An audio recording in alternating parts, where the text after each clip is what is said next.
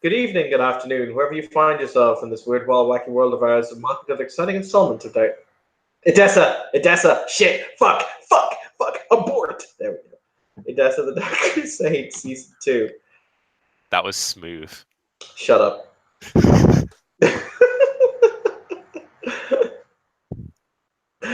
Our scene is set just next to the gate, the northern gate to the city of Edessa, as trundling along the road towards the city gate proper, there's a cart that is being pulled by a single jackass.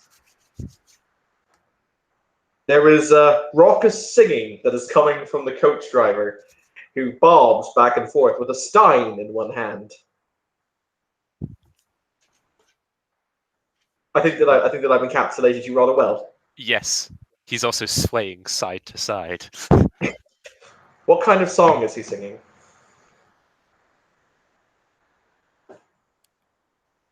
I don't know, and I don't think most people know. It's very, very hard to understand. Outside of the gate, leaning against one of the gate posts, or leaning against one of the watchtowers that makes up the two prong of the gate, Famushi will stand with an Eveline. Famushi has his hand on Evelyn's shoulder. Oh, I can hear him approach.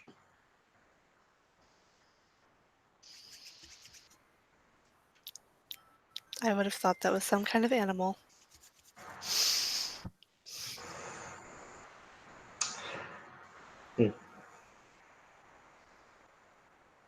I'm curious, old friend. What took you so long? I got very drunk. I met a lot of locals.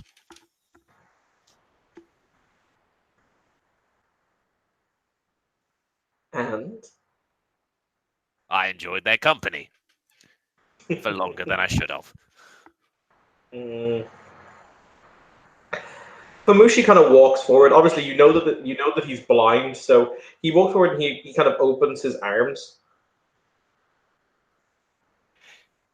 He hops down from the car and goes to pull Famoshi into a big hug. It is good to see you, old friend. Aye, and it's good to see you. He then for a moment looks you up and down and then frowns. You've grown fat.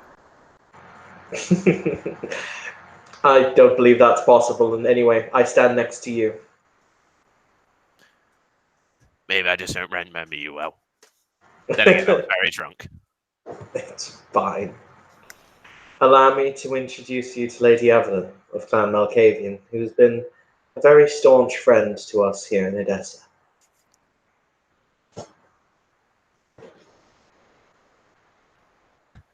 Evelyn! Any friend of Famoshi is a friend of mine. It's a pleasure to meet you. He hopples over and he is going to force a hug upon her. She would gladly accept the hug, but she is a very tiny woman. She stands only about 4'11". She's also really pretty. Yes. And the dog just looks really cuddly.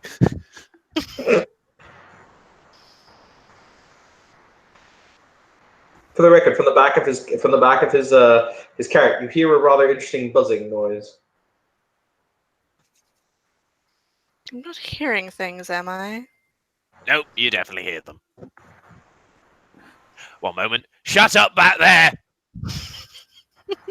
The buzzing immediately stops.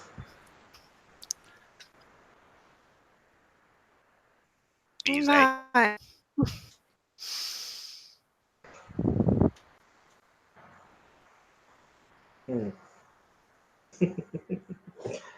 I see that you managed to bring the bees. Well, I couldn't have left them. No, They get that's you get. Hello, Barnabas. Famushi will say as he pets the jackass. Ah, Lady Evelyn, allow me to introduce you to Barnabas. She would walk over. And just kind of pet it. Is Barnabas a happy donkey or an evil, stubborn donkey? He is a happy donkey. There you go. Nothing associated with the tuck could be evil.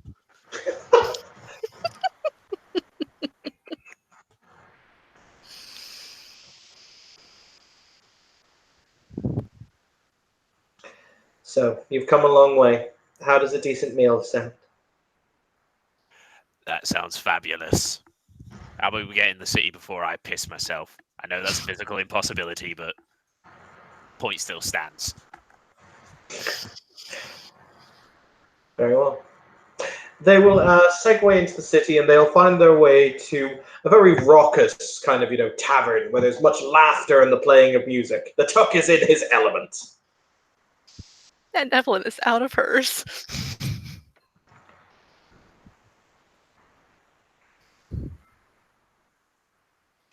So, how would I phrase this? The rumors that we heard in the East were true. There are indeed very dark forces at play here, old friend. As it seems. It is a couple of moments later that practically most of a roasted lamb is just put down on the table.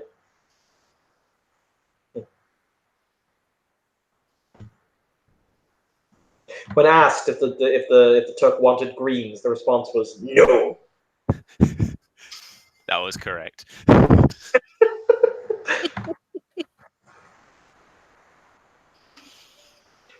yes, an entity called Mary the Black, an ancient and dark entity, holds this city in her grasp.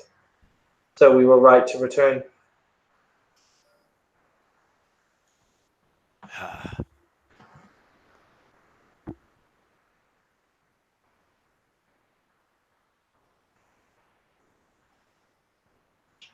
But the city is not without points of light, he will say as he reaches out a hand and kind of pats Evelyn on the shoulder. She would smile just a little bit at that. Do you want tea, or are you happy slurping down what it is you already have? I think you already know what it is. Ah yes, the Tuck's finest. Can't get better.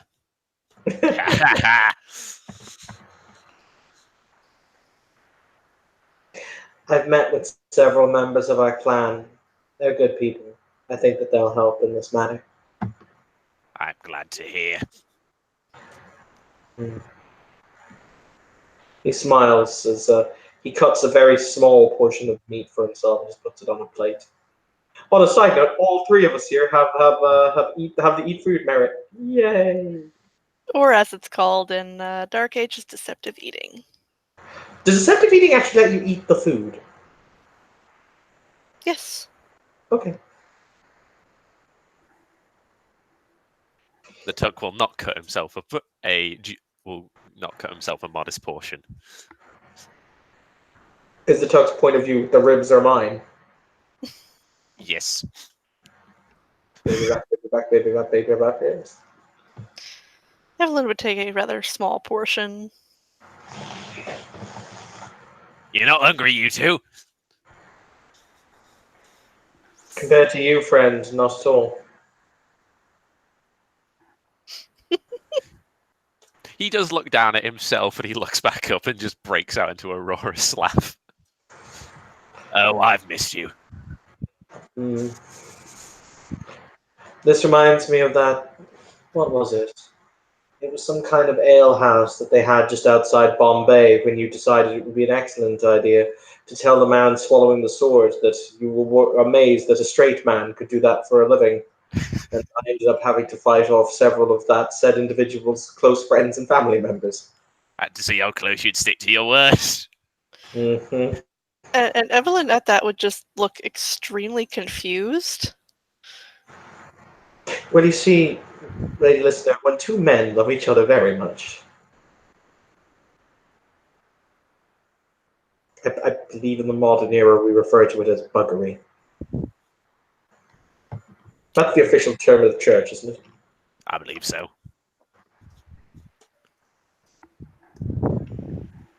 She would kind of, hide her face in her teacup. You know what? Let's read her aura, because I fucking can.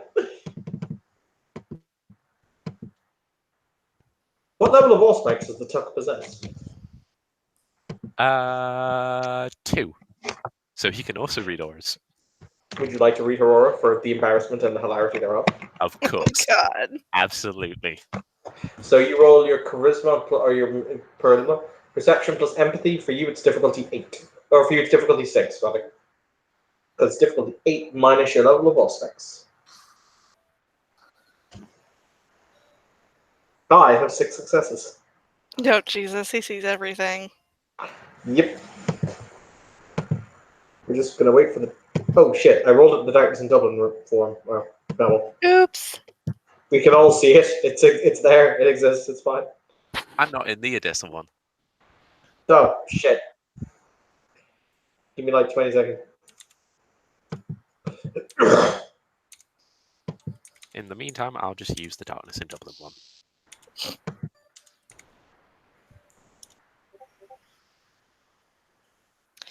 I just realized I don't really have a color for embarrassed.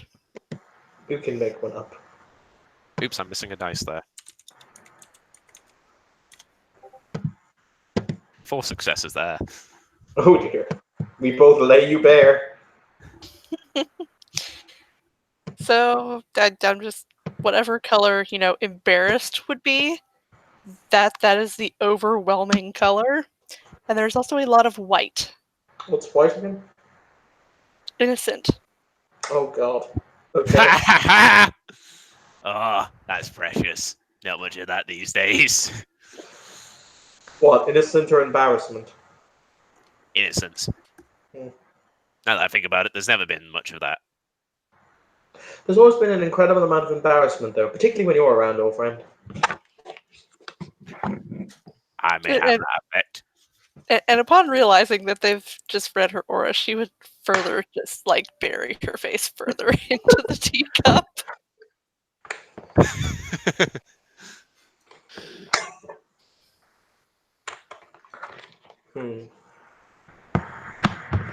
It's fine.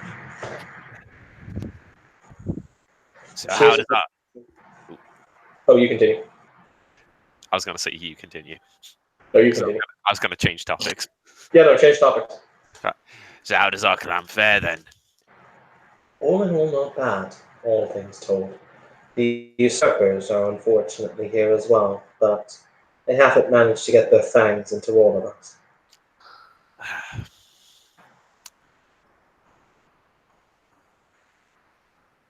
Well, if they plan to get their teeth into me, I can definitely promise them a lot of gout. To be fair, if they tried to get their teeth into you, they'd have a number of angry swarms of bees and Barnabas to deal with. Barnabas does kick hard. He kicked me through a wall when we were in Nanjing province. I know. I did tell him to. Thank you. I was curious to see what would happen. Was there a reason you decided to kick me into a whorehouse?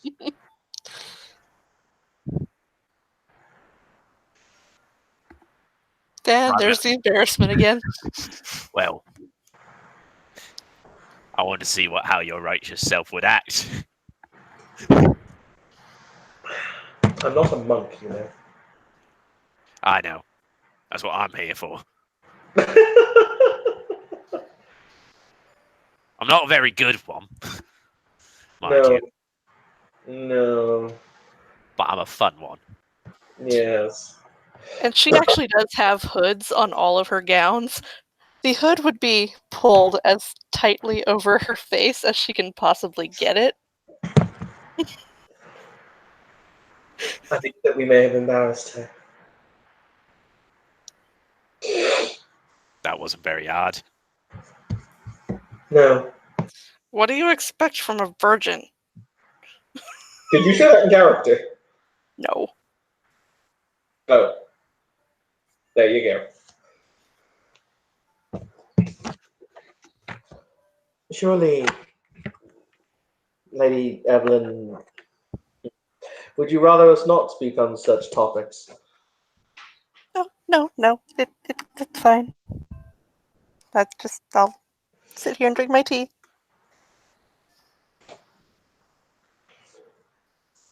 You seem rather nervous.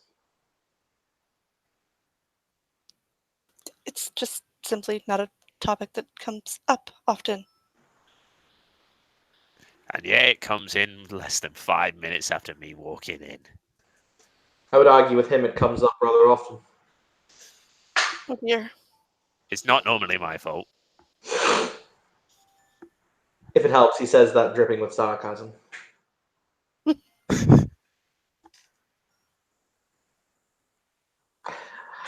Though we do have a new project that you're going to be interested in, because apparently they've elected me to be primogen of this city for our clan. Glad to hear it. You'll I'm do not. great, I'm sure. It was interesting. It's the only time in vampiric history I've ever seen two people arguing why they shouldn't be primogen in favor of the other person. We literally had hot potato, not it competition. Amuses me to see you have it, though. You'll hate it. I mean, I could give it to you if you want. No. I'm here to drink and eat my way to an early grave. By early grave, you mean the fact that you're immortal? Yes. It's not worked so far. Does that mean you need to try harder? I probably should try harder. Oh dear. More meat! The stein is filled.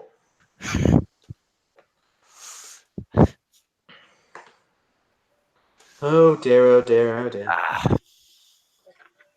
You know it only goes south from here. But we have a new project. And there's been a Go huge on. initiative to build a new hospital for the Salubri in the city so we can at least do what we've always done. So I suppose my arrival in the city is well timed. Indeed. You know more about medicine than I do. And that's saying something. I know a great deal. Not as much as me. No. But then again, unlike you, I can do this. He stands up and really gracefully draws his sword, and he cuts downwards in a very fluid stroke. Nothing seems to happen. He then sits down and taps the very, very top of the mead bottle, and it falls off. I like that stein. That's your fault. Don't sass your primogen.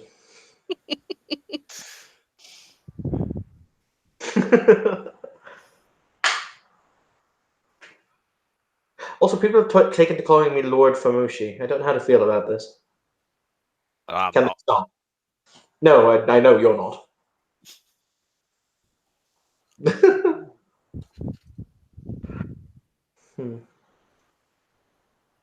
Don't know how to feel about it at all. Enjoy it while you can.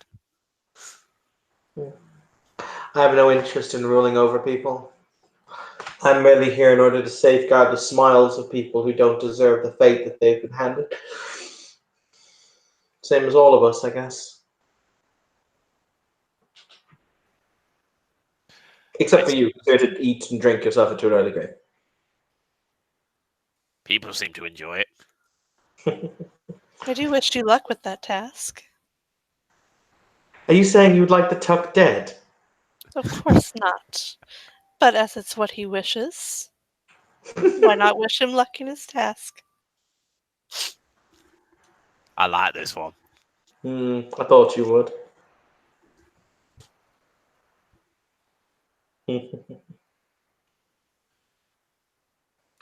I have an important task for you, old friend. Nothing that begins with important should be given to me, but okay. Your risk. You're going to go into the slums, and you're going to do what our clan do. You're going to minister to those who need help, and you're also going to heal some of the hurt of the most in need. I trust that that's something you can do. You said like I haven't arrived here with that intention. No, but then again, as I said, I feel it's important. You and I are going to be doing it together in the area of this town that's known as Riverside. It's the place that has the most corruption, the most pain, and it's where I think that our enemy is drawing most of her strength. So we're going to go and we're going to give it hope. And in your case, drunken frivolity. I bring merriment wherever I go. I'm almost certain we wrote that on your face once when you were passed out drunk. Wait, what? Nothing. For a blind man, you write awfully well. Hmm. This is an entirely different side of you that I'm not used to seeing. I bring out the worst and best in people. He turns and he smiles and he says, "Oh, in what way? I'm not sanctimonious all the time, you know." No, you just seem so jovial at the moment. Even kings need to shit. Myself and the good friar here walked all the way to China. And, well, technically he rode on an ass, but we walked all the way to China and spent many, many decades there, teaching and learning. I travelled all the way from England to China, all the way to Edessa, sat on my ass.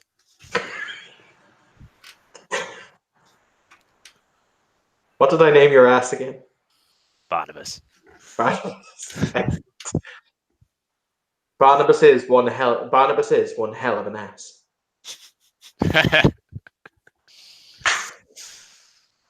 And the double entendre there just totally flies over Evelyn's head.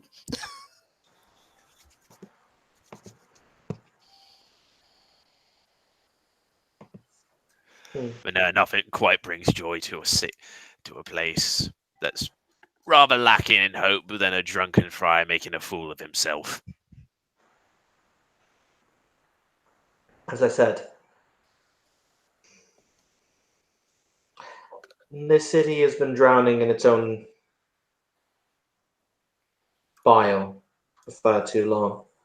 We're going to go and do something about that.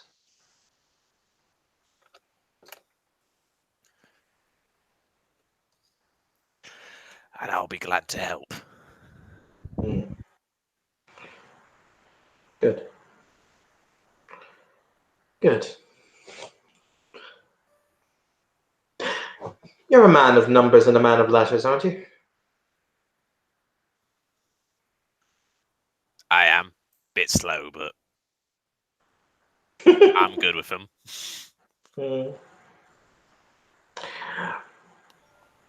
I may ask your help in writing something, but we'll see in due time. He raises his own teacup, and he says, "Well, Tuck, welcome to Edessa."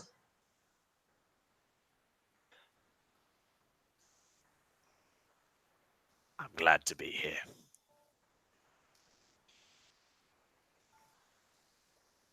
And with that, I think we can call this relatively short intro scene to close, if everyone's happy. Yeah, they thoroughly embarrassed Evelyn, so I think she's ready to call it a night. All right, so thank you players for playing. Thank you watchers for watching. This has been another scene in Darkness in Dublin. Have a pleasant evening.